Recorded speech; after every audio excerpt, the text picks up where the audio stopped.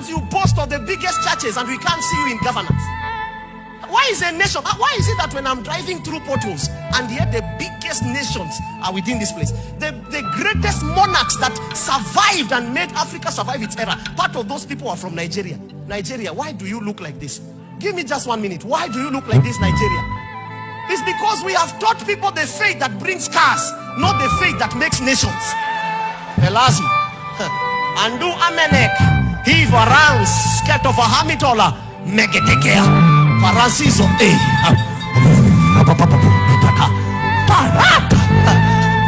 where is your faith, Nigeria?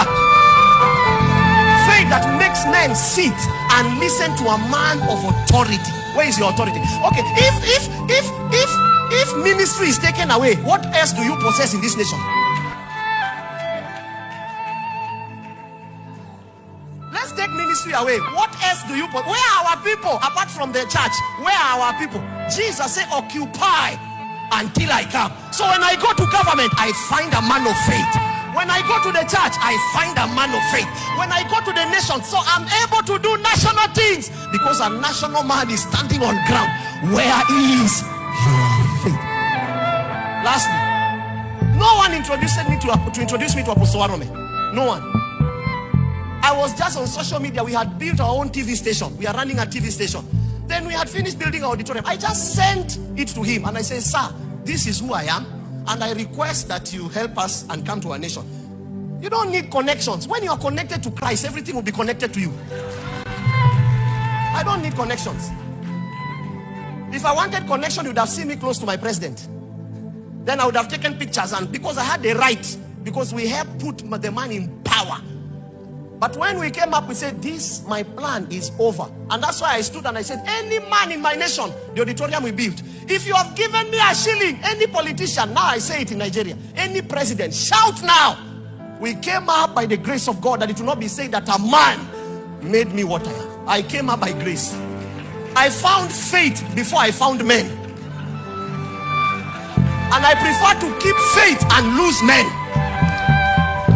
Because I know faith will give me everything I'm looking for. Faith has given me a property beyond my imagination. You know, my father died.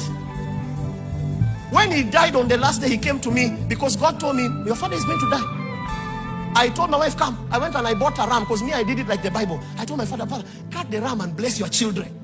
My father, because he didn't understand, I knelt. I said, my brothers were drunkards. I told my wife, you come. Kneel here. I said, my father, bless us. He told me, take the liver and make it for me. When you are done, come and see me. My wife is a witness. Because some people tell lies as testimonies. Then when we come on ground, you have nothing to show. Made the liver for him, then he came and told me, please. When he ate it, he opened his chest. For the first time in my life, he tore his chest and said, Papa, the nations will hear you. Oh!